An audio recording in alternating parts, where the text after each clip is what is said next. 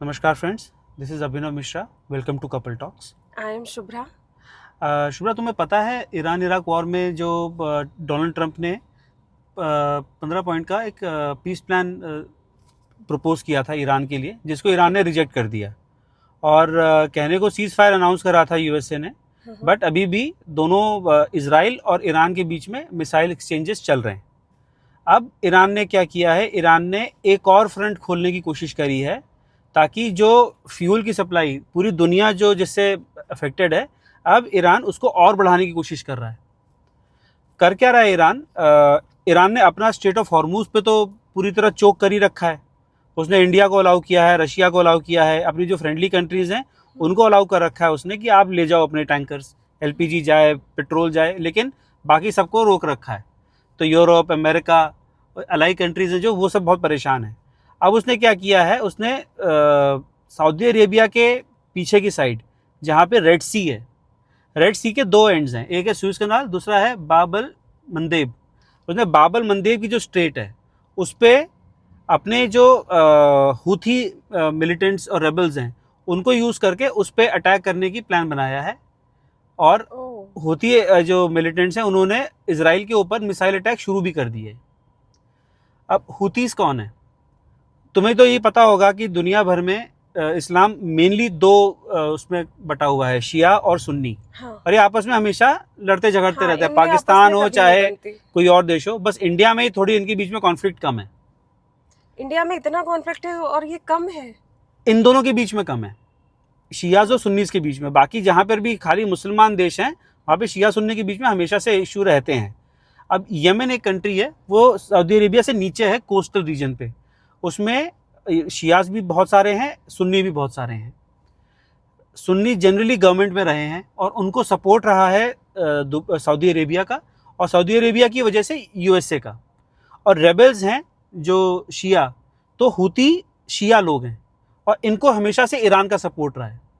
2014 में इन लोगों ने अटैक किया और जो सना जो कैपिटल है यमन की, उसका और ये बाबल मंदेब वाले एरिया का, कोस्टल एरिया का पूरा एरिया उन्होंने कैप्चर कर लिया।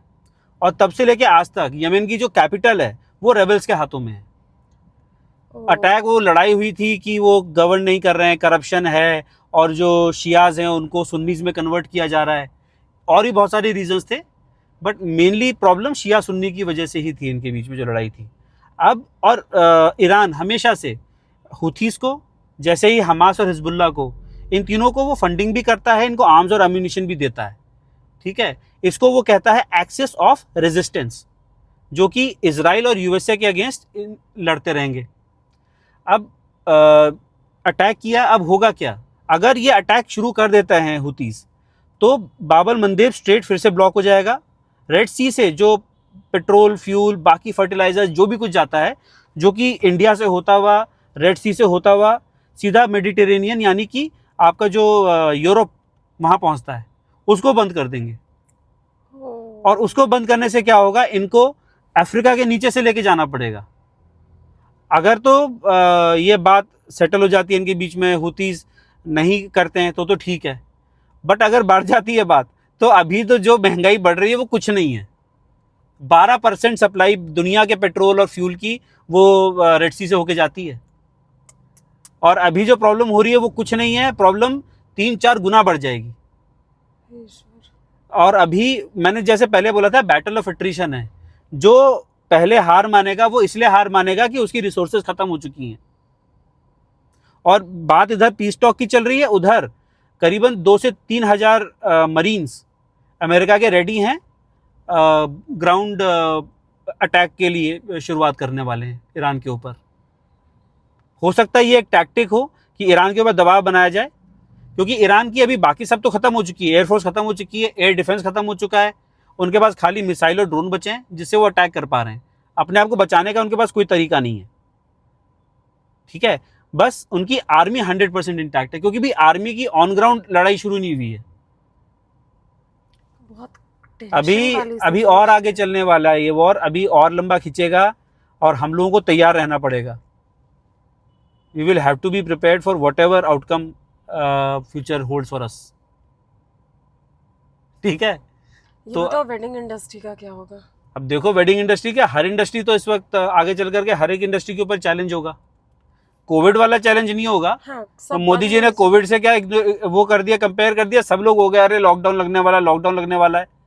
तुम्हें पता है एक आदमी जो लॉकडाउन की वीडियो बना रहा था खाली व्यूज लेने के लिए सिर्फ, हाँ, उसको पुलिस उठा के ले गई। बहुत सही किया। और ऐसे ही जितने लोग गलत अफवाह फैला रहे हैं, जितने लोग पैनिक फैला रहे हैं, उन सबको अरेस्ट करना चाहिए। ये बहुत सच बात है, ये तो होना चाहिए। अरे भाई, अभी समाजवादी पार्टी का एक मिनिस्टर है, वो पहले वो क्या लेके पकड़े हुए थे, सिलेंडर, हम्म, ठीक है, हम्म।